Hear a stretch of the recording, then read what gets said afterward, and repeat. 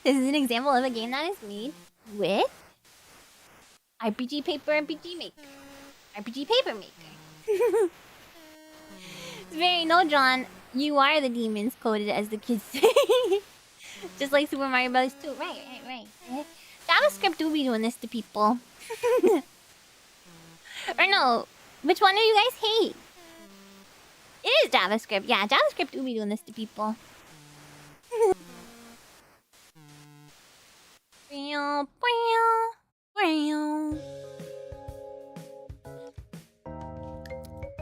G.js just became a Bucko. Oh, please don't.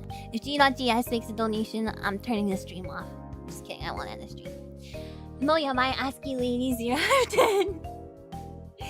Spooky like a creepypasta game I never unboxed, and I did not unbox it either. Unbox?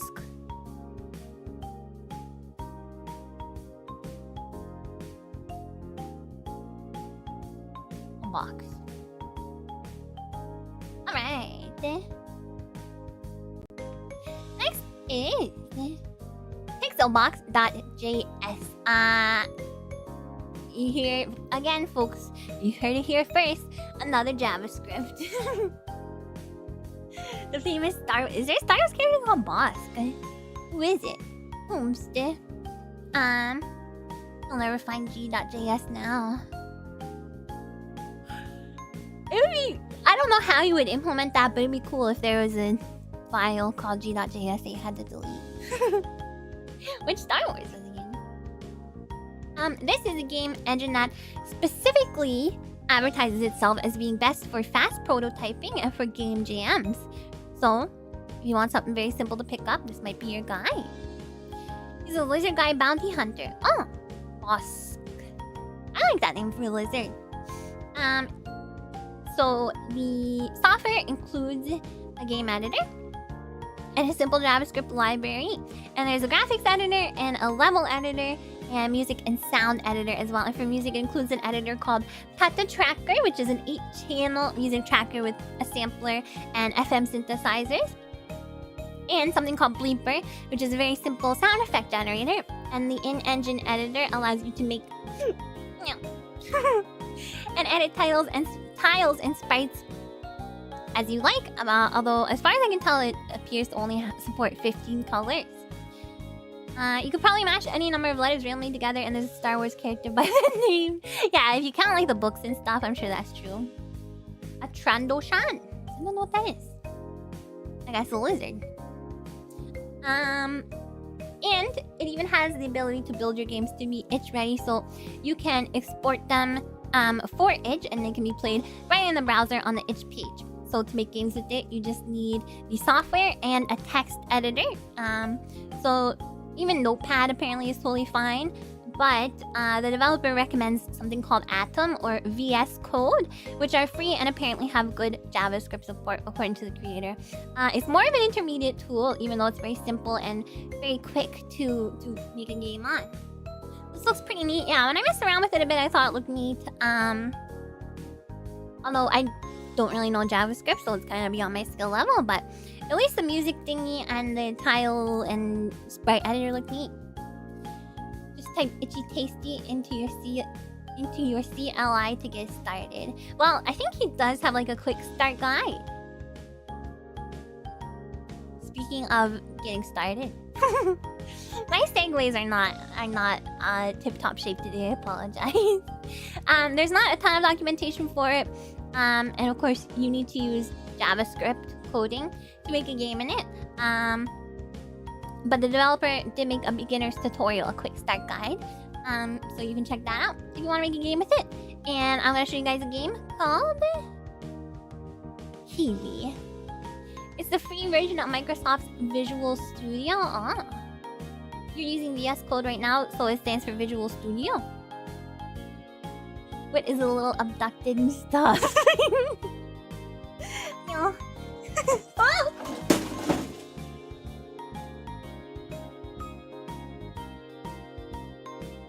It's alright. Everything's okay.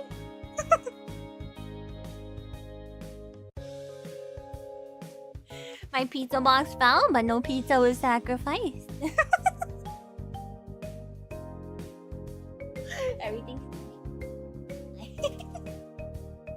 Hi.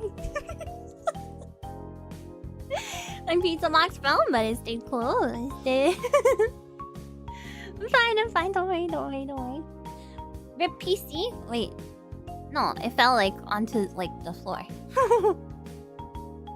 I'm fine. I guess there's a delay. I'm alright, guys. And more importantly, the pizza is okay. You guys, if you hear noise and I'm giggling, I'm definitely fine, just for the record. If I was like in pain, I wouldn't be laughing. It sounded like a code red oopsie. No, it actually is totally fine. Hope nothing spilled or broke. Nothing spilled or broke. If it did, I will not be giggling. It's alright.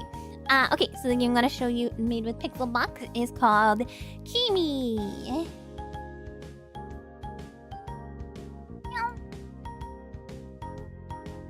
Which is where... Good thing you ate so much. I think that's why. I think the balance got thrown off. I think that's why it fell off. That's why it got tipped off. It's called Kimi, a new adventure. The pizza is safe.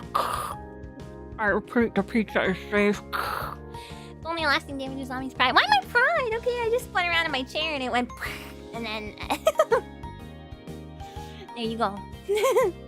So sorry you eat that pizza so none could fall on the floor. It's not all gone. I'm just saying the box is a little off balance. Because there's pizza on one side and on the other side there's no pizza. Alright. Can you have some pizza? If you order some. Gimme! A new adventure. Yeah.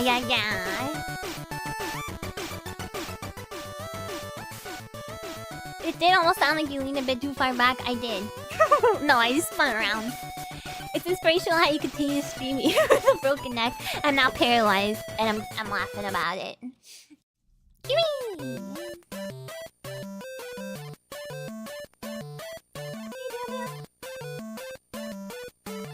Wow, that was some crash. Say, it'll probably take me some time to clean up here. Can you go and try and find a pair of jumper cables to get the ship back online?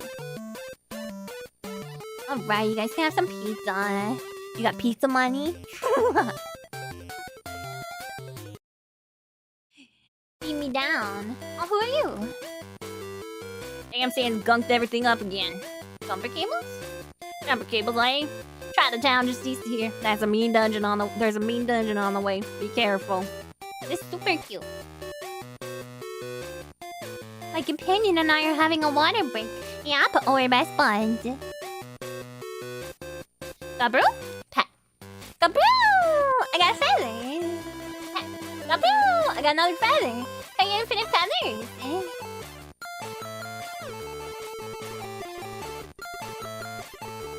Where's my feather? Clack, clack. The creature's trying to hand you 2 small bones. Should you take them? Yes. I got bones! Whoa. The dungeon.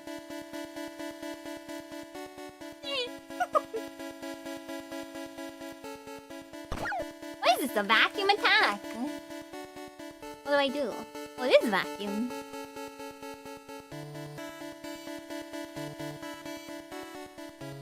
Okay, could go up there, I guess.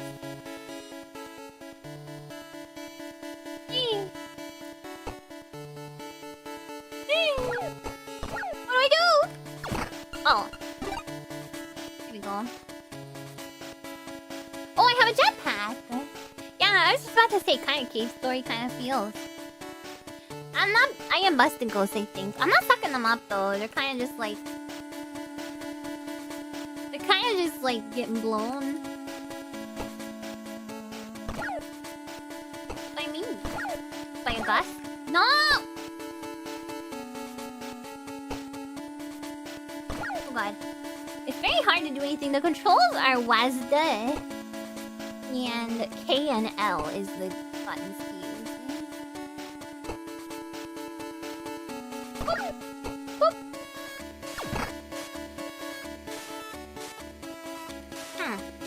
But I I play Cave Story? I have played it before. When I played on stream? Yeah, probably. Cave Story is a great game. You can do anything, Buckles. You can literally fly.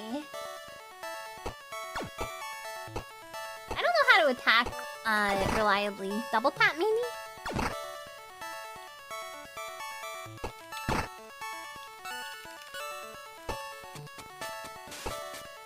I really don't know how. You absorbed projectile and shot. Oh, is that what? Oh, that's clever. How did I not notice that? Oh, continue. Oh, I went back to ship 1 actually. Anyway, that's Kiwi. I want to play this more. Wow.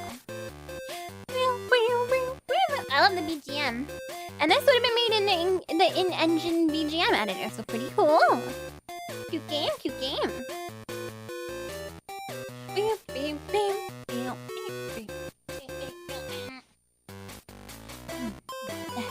You died and this is continue. No, I clicked what I accidentally clicked go back to the ship. Cute, cute, cute.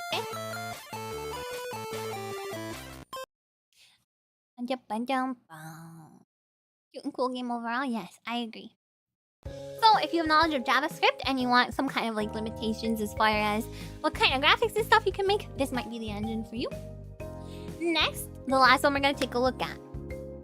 Stck Stories. I put a $half sign because this is $3. So very, very cheap.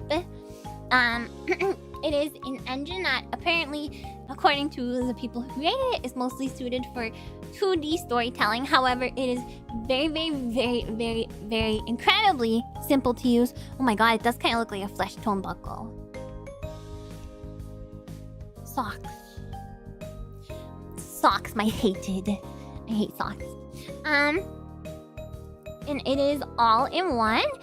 And the type of games it creates are very visually consistent. But if you have limited art skills and you just want to doodle some graphics, this could be perfect for you. It's not free, but it's only $3, so $half sign. Kill me, mother. No! He's beautiful, even if he only has 4 arms and he's flesh-colored. Who took that Bucko's first arms off? Oh, I broke them.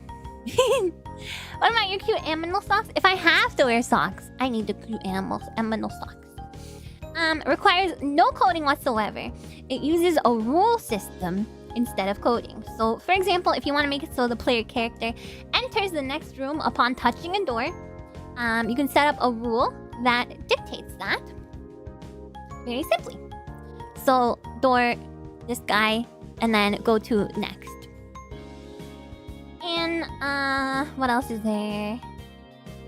Your rule book is how you define everything that happens in the game. And then it also supports very simple animation and random behaviors. And objects following paths, things like that. And on top of all that, you can export the games to be played in a browser. There are a lot of games made with this. Many of which are narrative focused, although there are some that are more gamified. And if you want to create something that's less like a story and more like a game, you'll need to kind of think outside of the box. Kind of the same as Bitsy. Making the game itself... game almost look like a game itself. Yeah, it's more of... I mean, it is a game engine, but it's kind of like a tool. Sort of. I don't know. It's hard to describe, but... the games that are made with it are really, really cute. They're all in this kind of like scribbly, doodly, rough style. And I'm going to play one of the more game-like games that was made with this. And man, my chat app is broken and my YouTube chat is broken now. What the heck? There we go. I turned it off and back on. I really play games. I turned it off and on again and it worked. So the game I'm going to show you that was made with this is a clicker game, actually. And it is called Clicker. Is all that's called. And if you've never played a clicker game, most people have played Cookie Clicker. So you might be a little familiar. Rule systems are a great way to teach someone game design without having to get into the weeds on coding. Exactly. So if you want to make something very, very simple, very you know, short, narrative focused, you know, for the game jam, this is your guy. Imagine if they use IRC for YouTube chat instead of whatever they use. More reliable. No, not alien people. Yeah, no, YouTube chat has been slow for everyone, but my little external app has been fine until now. I still play clicker incremental games sometimes to entertain myself during meetings. Oh, boss makes this something, you make a dime. So I play clicker games on the company time. So yeah, let's look at the clicker. Clicker! Bye, the thing. Thank you, the thing. So how it works is these coins come out and then you can combine them to get bigger increments. And then you can use those bigger increments to buy stuff. This was the last slide I put together last night, and I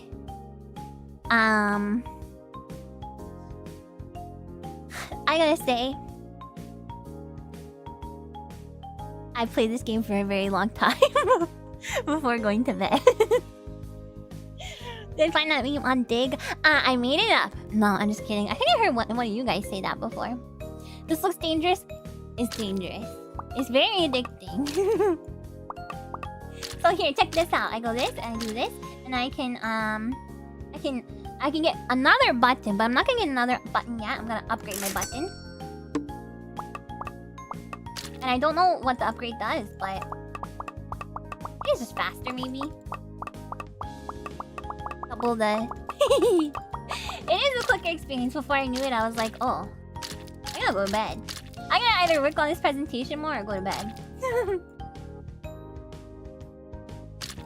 Come on. Come on.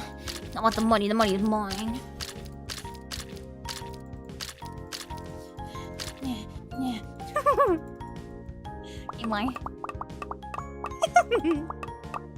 The sound effects are so satisfying. Numbers go up really tingles the brain, yes. I just kept clicking. Like an hour had passed. I had like 5 buttons. I had like 3 gloves. Awesome. I was the god of this clicker game. I want the money. The money is mine. No, I know. It won't be like that this time, though. Found footage of inside the Federal Reserve. Maybe you really are a zoomer? Wait, why? Clicker games are not a zoomer thing. Cookie clicker? You kidding me?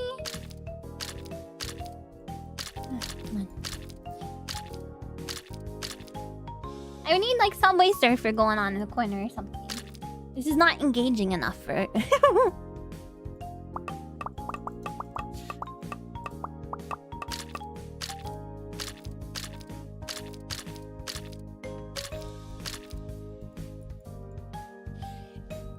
It's a Zoomer childhood classic. Okay, well, it's a millennial, not childhood classic. It's not the same, but it reminds me of a game called Spacklands. It's a clicker.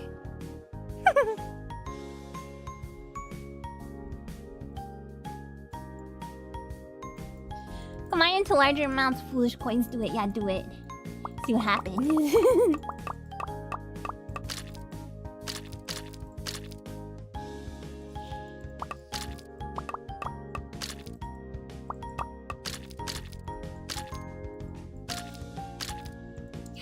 Yes! Yes! Look at this. Look at this.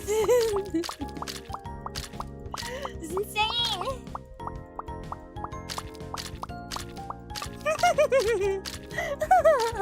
Hey, no.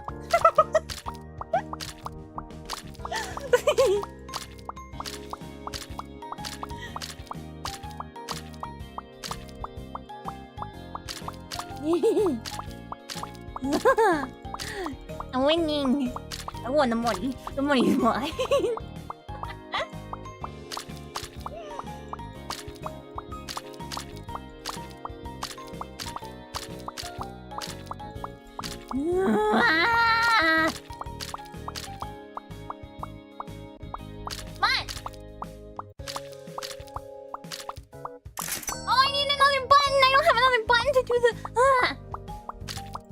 That's okay, I'm gonna have another button in like 2 seconds here. Just watch.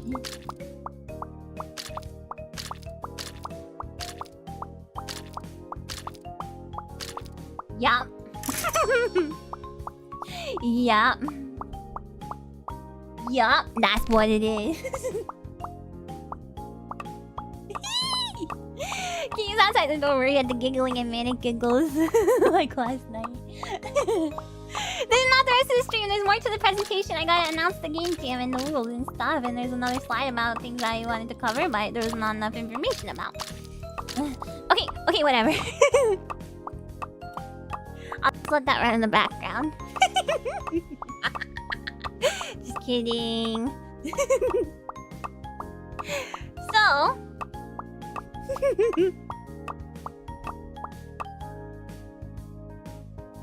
Next, I want to just cover a couple that... Oh, where'd it go? Next, I just want to cover a couple...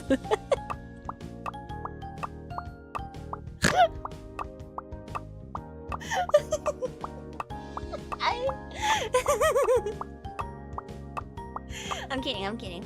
I'm gonna cover a couple that I thought looked interesting and looked pretty simple, but I could not find a ton of info on. So if you want to make a game in one of these dramas, maybe consider looking at. I did that. We can hear it. I know. That was it. I was doing a bit. I didn't mute it. I didn't. It's off. It was a bit. Power keeps flickering, so I'll probably go watch the VOD later. Oh no! See who's sorry. Okay, so unfolding. Apparently good for making 2.5D Metroidvanias. I could not find much info on it or any games made on it, but if you want to make a Metroidvania, maybe consider it. Sad Console, a C# ASCII/ANSI engine. I promise it's off. I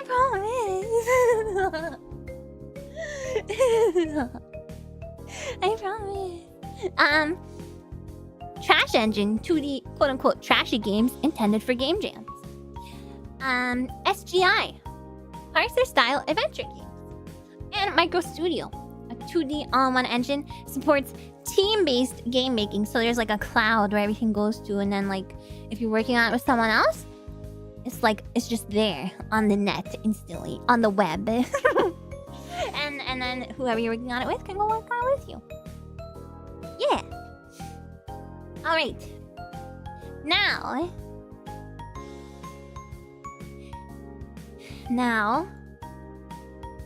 Are you guys ready?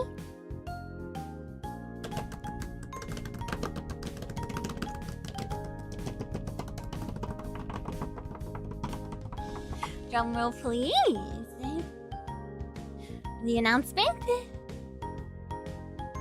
of the century, which is 100 years, by the way. And I knew that without anyone telling me anything like a day or two ago.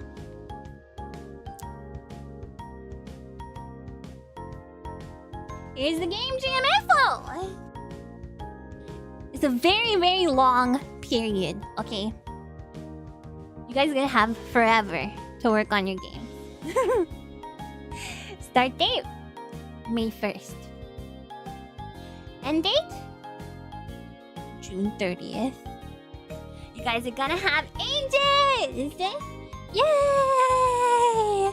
Spider Mama hereby commits myself, to get the following ready for you before May 1st. I'm going to get you May 1st? Uh-oh, why is it uh-oh? You got 2 whole months to make a game. 2 whole months. Most game jams are like a week. I will get you PNGs of my models, both outfits with varying expressions. I will give you a small Ami SFX pack. Think like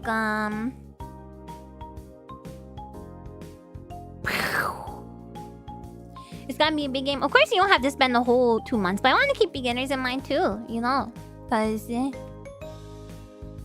some people are beginners, and I don't want people to have like a super crunch mode, and I want people to be able to participate. So I just gave it lots of time.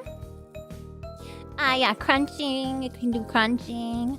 I need 500 PNGs of Amicat. So here's what else I'm gonna give you. I'm gonna give you PNGs of whatever costumes that I can find. So you can add it on. If you want to use pictures of me, that's only if you want to.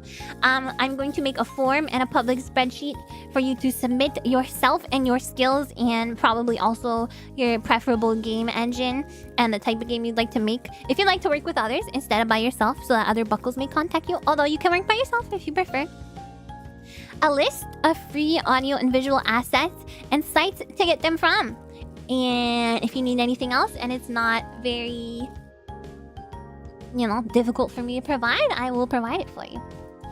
No belly noises, no. Rouge PNG, you will get the Rouge costume to do with whatever you want. The longer time period will make it easier to juggle with my job and stuff. Exactly, I want it to be really flexible so that lots of buckles could participate and beginners can have a chance to learn stuff. Yeah, visual assets. Can have a chance to learn stuff if they wanted. But if you'd rather just spend 1 week on a game, you're more than free to do that, okay? Alright, guidelines. You may use any game engine of your choice. The game may be in any genre. The game should be related to Amiya and or her community. I don't know why I wrote this in the third person, but... your game will be ruined with no tummy noises. Well, you'll just have to use, third-party tummy noises. Bucko week. What does that just mean? It's been 1 bucko week. And or her community /buckles created with Ami and her community in mind. You can reuse engines or assets that you've used in previous games that you've made, but the game itself has to be made within the game jam period. If you started making things in preparation for this jam specifically before the start date, that's fine too, as long as it was meant for this event. Please do not submit any iteration of a game you've previously made, even if it's Ami related, to keep things fair. And if you want to create a longer game, that's fine, but please be aware I might not be able to finish the entire game on stream, at least. But obviously I will finish them all on my own time. I'm beyond stoked to be able to play your guys' games. And if any conflicts arise from you working with other buckles, my mods and or I will be mediating them. Please be aware. If you have a fight with another buckle because you're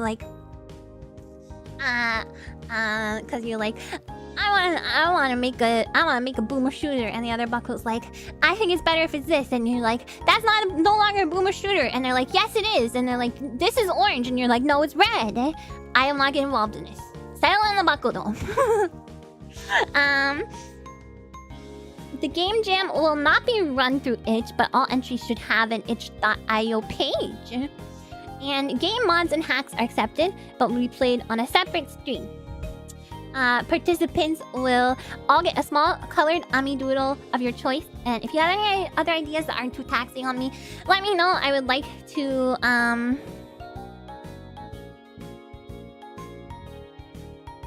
it was meant to say will not be mediating. No, it says my mods nor I will be mediating them, which means we will not mediate them. So yeah, just keep that in mind. I want to give you guys more prizes for every participant. I just have not thought of any ideas. Maybe I don't know. If you want a single custom voice pack type of thing, maybe we could do something like that. I want to put together a little package of stuff for you guys. So if you have any ideas, let me know. That's really the only thing I could think of at the time. As long as it doesn't take me a bazillion years, because this is already going to be a lot of work to organize. Keep things family friendly, please, or at least make it so I won't get in trouble playing it on stream. And I may disqualify any entry that I believe is at odds with any of these guidelines at my discretion, or if I believe it has been submitted by a bad actor to cause trouble or drama. Okay? And there will be a party at the end. With cake. Yay! Remove the nor I, and it does say my mods will be mediating them. It should be neither my mods nor I will be mediating them. Okay, but listen to my words, okay? We will not mediate them. Alright. And finally,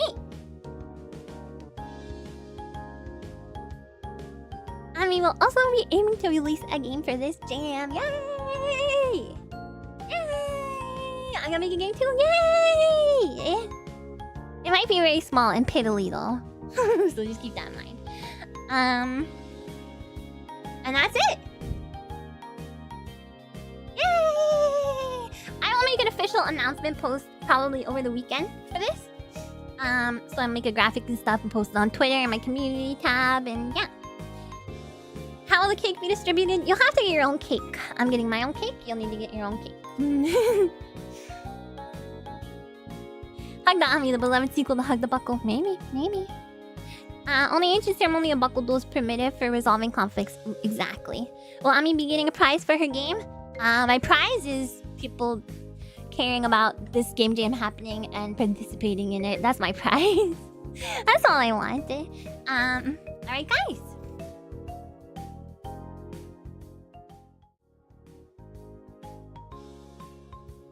What's wrong with my chat? Oh, there it goes. That was weird. Hi guys.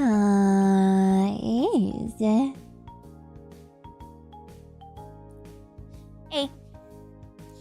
Do the games need to be playable on browser or EXEs accepted? Executables are acceptable. Do not submit to me anything that I have to compile, please. I will not be compiling the game. But yes, executables are fine. Just tell me what. I guess I'll just virus scan them. I guess. Yeah. Maybe I'll have my mods check them. Yeah. So don't send me anything weird. But of course through browser is preferable, but not necessary.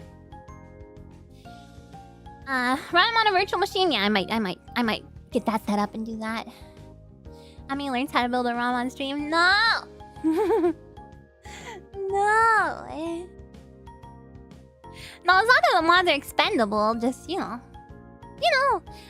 What do you guys think? How you guys feel? Hi. The first official Amiya, not the hedgehog. Why? Not a virus.exe. Here's my game. Yeah, that's very scary. I don't like that. Yeah, I'll run them in a virtual machine. A visual machine, I almost said. Hyped, super hyped, thrilled. Yay, really cool, excited, yay! Yay! Yay! I'm so happy. I hope this gave you an idea of some stuff you might be able to do if you're, not super familiar.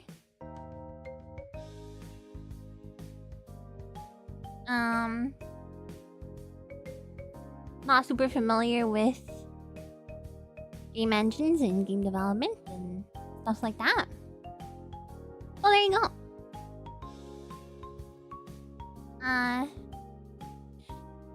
You don't know what a game jam is? A game jam is where you make games for an event and then they're usually judged, although I'm not gonna judge them. I'm just gonna, allow people to participate. And you get a prize for participating. What's the form gonna look like? For submitting things. It will just require a link to your itch page of whatever game you want to play, or whatever game you want to make. Your strengths are in creative writing mostly, so I'm glad you covered a lot of different engines. I really tried to cover a lot of different things, so hopefully, fingers crossed, it made sense, and yeah.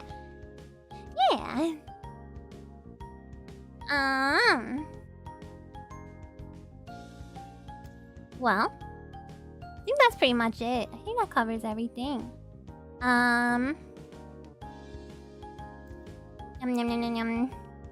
I apologize for earlier in the stream.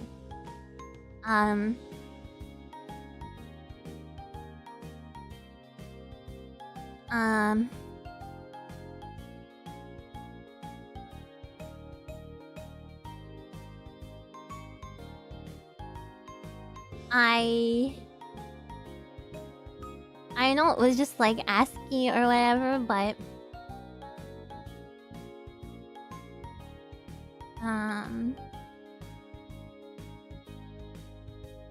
It is my responsibility to vet this kind of stuff, and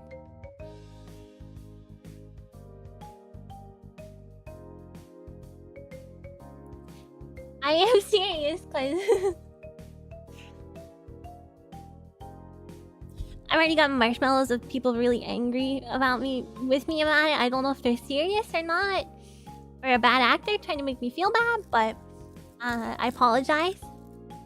It's my responsibility to vet the things I put on stream, and I didn't look completely. So, I apologize. I apologize.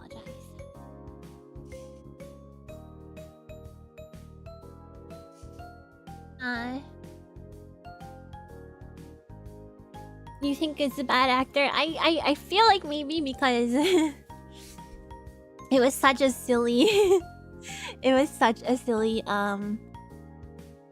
thing to happen. Like it was like the equivalent of like like writing like boobies on a calculator. But I just wanted to apologize in case anyone was actually upset by it. Yeah, sorry. And now I'm like chat not working properly is also messing with me, because now I'm like, oh, okay. never mind.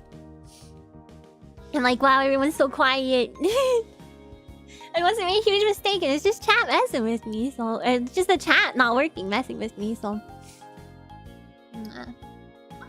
okay, thank you guys for reassuring me.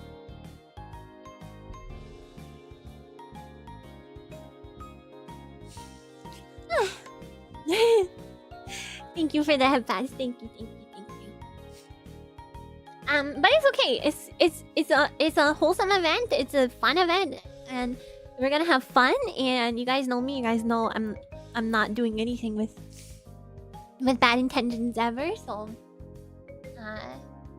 yeah. Everyone had a good time. Okay. I'm glad. You guys, would you believe it? I have another stream tomorrow. Okay, I'm streaming Alex Kidd.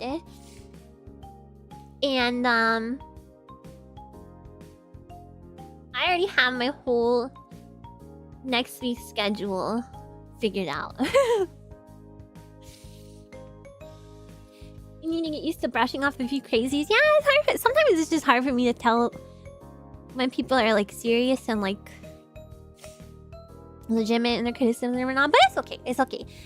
Yeah, next week is gonna be an epic week. I have my whole schedule figured out, and you guys are going to freak out because should I just tell you? I don't think I should tell you like the whole schedule, but maybe I'll give you a little preview. Although I'm still streaming tomorrow, so I could give this preview tomorrow, but I'm so excited. Oh wait, I don't have it. Oh, but I have my calendar. Okay.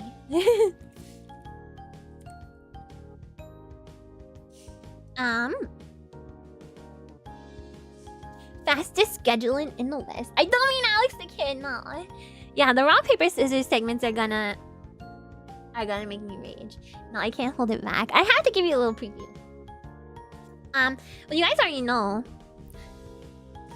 I'm going to pick up my Stencyl stuff this weekend. So we're going to have a stream where I unbox everything and take pictures and test everything live on stream. And what else can I say? I got my MRE as well, so you guys know we're gonna play some freaking Ghost Babble next week. And then also, I found that software that lets you make Super Game Boy frames. So since we're playing Ghost Babble, which is a Game Boy game, why not take the day before and make a Super Game Boy frame for Ghost Babble? Yeah. And there will also be a member stream. I've already decided what we're gonna do in the member stream, but I'll keep that to myself. Not too many spoilers, okay? And then everything else you guys can, yeah, imagine. Leave it to your imagination. You have to wait until Sunday, or maybe I'll probably post it tomorrow, honestly, after stream. I'm too excited.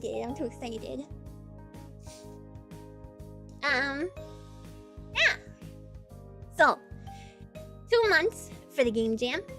It's going to be a lot of work to organize, and I know it's gonna be a lot of work to make games. I thank you, everybody, in advance for allowing me to do this, I guess. And for being excited about it, and for willing to participate, even if you're not necessarily somebody who has made any kind of game before. Like I said, if I can do it, I think you guys can do it too. So, but I'm probably gonna end the stream now, and it really is a year about me. We're gonna have a great New Year's party looking back on everything. But I'm gonna end the stream now. I'm gonna try and calm down and chill out a little bit, and have a cinnamon bun. So I'm gonna eat my cinnamon bun with cream cheese frosting. Alright, you guys. And I will have the official announcement about the game jam out this weekend, okay? Thank you guys so much for coming today. Thank you to all my regulars and irregulars, and everyone who stopped by the first time. Thanks for giving me a chance. Thank you to all the VOD watchers and VOD commenters, and the chatters and lurkers, and all of the Dreamweavers and Buckles and Spiderlings, and everyone who joined the membership and renewed their memberships and donated. I appreciate that very, very much. Yeah, I think that's everything. Okay, guys, and I will see you tomorrow for Alex Kidd, the Sega Master System game. Very excited. Okay, guys. Thank you for coming. Otsukaresama. Oyasumiya. Bye-bye.